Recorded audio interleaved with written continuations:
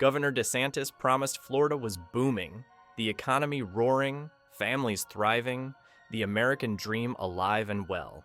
But while he's been celebrating record surpluses, Florida homeowners are drowning in a tax system so broken it's forcing them to pay rent to their own government just to keep the homes they already own. The housing market is collapsing under the weight of unsustainable property taxes, and the battle to fix it just exploded in Tampa last week. The governor promised paradise, but Floridians are paying rent to their own government. Meet Maria, a Tampa homeowner who bought her modest 3-bedroom house in 2018 for $250,000. Today, the county says it's worth over $1 million. Sounds like a dream, right? Except Maria isn't selling. She's a teacher. She can't afford the $18,000 a year property tax bill on a home she already owns. If she misses a payment, the government will seize her house and auction it off. She thought she escaped her landlord when she bought her home. Turns out, she just traded one landlord for another. And this one has the sheriff on speed dial. You don't own your home. You never did. Here's the truth. Nobody in Tallahassee wants you to understand. Property taxes aren't just another line item on your budget. They're governmental extortion. Every single year, bureaucrats assign an arbitrary value to your home, a number you never agreed to, based on a sale price you never received. And then they send you a bill. Miss that payment, and armed officers will remove you from your property and sell it to the highest bidder. You're not a homeowner. You're a tenant with a 30-year mortgage and a Yangju eviction notice hanging over your head. And it gets worse. Back in the 1980s, the average first-time homebuyer was 29 years old. Today, that age has jumped to 38. That's an entire decade stolen from younger generations, forcing them to rent longer, build wealth slower, and fall further behind economically. Add crushing property taxes on top of that, and it's no wonder families are being priced out of the state entirely. The Florida housing market isn't just cooling, it's cracking. Home values across the state have dropped 5.4% over the past year. Condo prices have plummeted 6.1%. Inventory is climbing, while sales are collapsing. Sellers are delisting properties in record numbers because they can't get the prices they need to escape their tax burdens. In Miami and Tampa alone, delistings surged 60% year over year in August 2025. The market isn't adjusting, it's breaking. And Tampa just proved why politicians are terrified. Last week, local officials gathered at the Tiger Bay Club in Tampa for what was supposed to be a civil discussion about property taxes. Instead, it turned into a battlefield preview of the war that's about to consume Florida politics for the next 18 months. Because here's the detail that made the room explode with tension. Nobody has actually written the property tax elimination proposal yet, but everyone knows it's coming.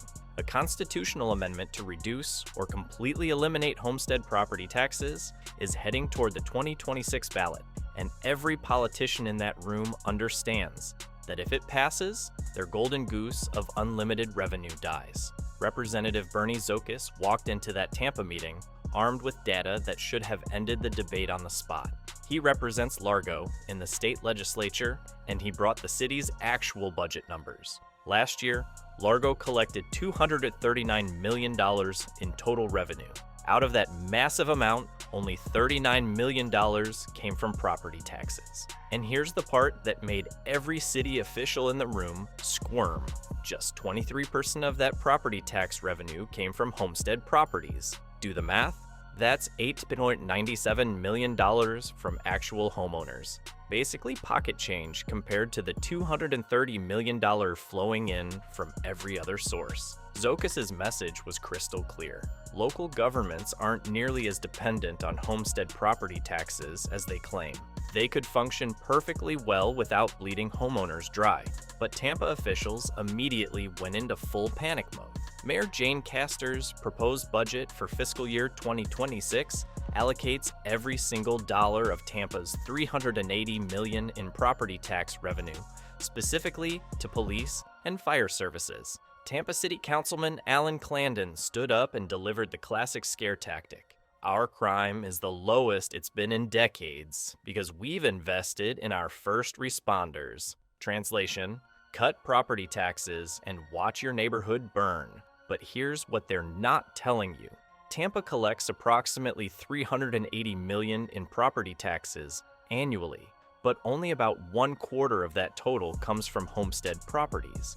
That's somewhere between $75 million and $114 million. Suddenly, the numbers don't look so apocalyptic, do they? And using police and firefighters as human shields to protect bloated budgets is the oldest trick in the political playbook. Nobody's suggesting we defund first responders. We're suggesting that maybe, just maybe, local governments could tighten their belts instead of treating homeowners like ATM machines. Hillsborough County Commissioner Josh Wool attended the Tiger Bay meeting, and to his credit, he's actually supporting tax relief for homeowners. His proposal? Replace county property taxes with a 3.5% sales tax, with 20 to 30% of that burden picked up by tourists instead of locals. It's creative. It shifts some of the load onto visitors. But here's the problem. It's still just moving money around without addressing the core issue. Homeowners keep paying more every year while government keeps expanding. That's not reform. That's a shell game. But the real war hasn't even started yet. Meet Robert and Linda Chen, a retired couple in Jacksonville. Robert worked 40 years as a mechanic. Linda taught elementary school for 35 years. They bought their home in 1992 for $120,000, paid off the mortgage in 2015, and thought they'd finally achieved financial security. Then property values exploded during the pandemic housing boom. Their home is now assessed at $675,000. Their annual property tax bill? $14,200. They're both on fixed incomes, Social Security, and modest pensions. Last year, they had to choose between paying property taxes and paying for Linda's medications. This year, they're considering selling the home they spent 4 decades building equity in just to survive. They're so committed to essential services, they spent $200 million on, well, nobody knows.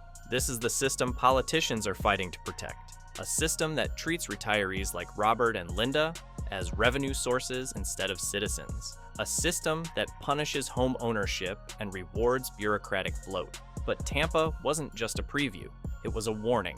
Because while politicians were busy defending the indefensible, Governor DeSantis was making moves behind the scenes. Earlier this year, he established the Florida Department of Government Efficiency, better known as DOGE. He appointed Chief Financial Officer Jimmy Patronis to lead the initiative. And DOGE's mission is simple: tear apart county budgets across Florida and expose every dollar of wasteful spending. The same Governor DeSantis who promised to drain the swamp now faces the fight of his political life, because the swamp is fighting back. What DOGE found isn't just wasteful, it's explosive. In Jacksonville and Duval County, they discovered over $200 million in overspending across just the last 5 years. That's not a typo. $200 million. DOGE's analysis shows the city could slash its property tax rate by approximately 1.9 mils and still maintain every single service without breaking a sweat. Police? Fully funded. Fire departments? Fully funded. Parks, roads, libraries? All fully funded. The only thing that gets cut is the waste. Over in Orange County, the story is almost identical. DOGE identified approximately $190 million in wasteful spending. Their audit indicates Orange County could lower its millage rate. Governor DeSantis promised Florida was booming, the economy roaring, families thriving, the American dream alive and well. But while he's been celebrating record surpluses, Florida homeowners are drowning in a tax system so broken it's forcing them to pay rent to their own government just to keep the homes they already own. The housing market is collapsing under the weight of unsustainable property taxes, and the battle to fix it just exploded in Tampa last week. The governor promised paradise, but Floridians are paying rent to their own government. Meet Maria, a Tampa homeowner who bought her modest 3-bedroom house in 2018 for $250,000. Today, the county says it's worth over $1 million. Sounds like a dream, right? Except Maria isn't selling. She's a teacher. She can't afford the $18,000 a year property tax bill on a home she already owns. If she misses a payment, the government will seize her house and auction it off. She thought she escaped her landlord when she bought her home. Turns out, she just traded one landlord for another. And this one has the sheriff on speed dial. You don't own your home. You never did. Here's the truth. Nobody in Tallahassee wants you to understand. Property taxes aren't just another line item on your budget. They're governmental extortion. Every single year, bureaucrats assign an arbitrary value to your home, a number you never agreed to, based on a sale price you never received. And then they send you a bill. Miss that payment? And armed officers will remove you from your property and sell it to the highest bidder. You're not a homeowner. You're a tenant with a 30-year mortgage and a Yangju eviction notice hanging over your head. And it gets worse. Back in the 1980s, the average first-time homebuyer was 29 years old. Today, that age has jumped. Florida's fiscal position is stronger than virtually any other state in the nation. Leadership is publicly stating they're prepared to provide assistance if any county experiences revenue shortfalls during this transition. And DeSantis knows he's running out of time. Because here's the uncomfortable truth. DeSantis is term limited. He'll be out of office by January 2027. Politicians opposing property tax reform know this. Their strategy is simple: delay, water down, and wait him out. If they can stall this initiative long enough, DeSantis loses his leverage, and the entire reform effort dies in committee. The clock is ticking, and the data reveals exactly why this system is unsustainable. Local government budgets across Florida have been skyrocketing at rates that defy logic. Since 2020, Jacksonville's property tax collections have surged by approximately 57%. At the same time, the city's general fund budget for day-to-day services has exploded by about 50.3% between fiscal year 2019-20 and fiscal year 2024-25.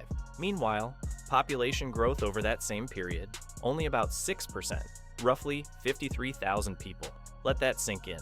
Budget growth has dramatically outpaced actual population growth by massive margins. Orange County tells the exact same story. Their general fund expanded by 53.6% since 2020, while adding only about 79,000 more residents. That's nowhere near enough new people to justify budgets exploding by billions of dollars. What this data proves is simple. Government is spending money because it can, not because it needs to. Property taxes provide a permanent revenue stream that politicians can tap indefinitely without accountability, and they've become addicted to it. This is the fight they hoped you'd ignore. Meet the Torres family in Orlando. Jessica and Miguel are both 38 years old. They have 2 young kids. Miguel works in construction. Jessica manages a retail store. They've been renting for the past decade, trying desperately to save enough for a down payment on a home. But every time they get close, property values surge again, pushing homeownership further out of reach. Even if they could scrape together the down payment, the monthly property tax bills in their target neighborhoods would eat up 25% of their take-home income. They're trapped, renting at 38 instead of owning at 29, just like the national data predicted. And they're not alone. Across Florida, younger families are being systematically priced out of homeownership by a tax system designed to fund government bloat instead of build generational wealth. Politicians love telling you government can't function without your money. Funny how they function just fine, wasting $400 million. And now, the path forward is finally taking shape. This week, the Florida House Select Committee on Property Taxes reconvenes in Tallahassee for the first time in months. Their job? Draft the initial version of the Constitutional Amendment, gather public testimony, and determine how the entire system should work moving forward. The Florida House has already unveiled 7 different proposals, ranging from complete elimination of non-school homestead property taxes to phased reductions over a decade to targeted relief for seniors over 65. By January 2026, we should see a preliminary draft of the actual proposal. That's when the public finally gets to read what lawmakers are putting on the table. Then, the final joint resolution is expected to hit the floor when the 2026 legislative session kicks off on January 12th. But the road ahead is brutal. The 2026 ballot is coming, and every politician in Florida knows it, because this isn't ordinary legislation. It's a constitutional amendment. That means it requires a joint resolution with 3/5 support in both the Florida House and Florida Senate. Not 50% plus 1, not a simple majority. 60% in both chambers. If lawmakers successfully pass it, the proposal bypasses the governor's desk entirely and goes straight to the statewide ballot. Florida voters get the final decision on November 3rd, 2026. And here's the part that terrifies every politician in Tallahassee. Even if the legislature approves it, voters must pass it by at least 60%.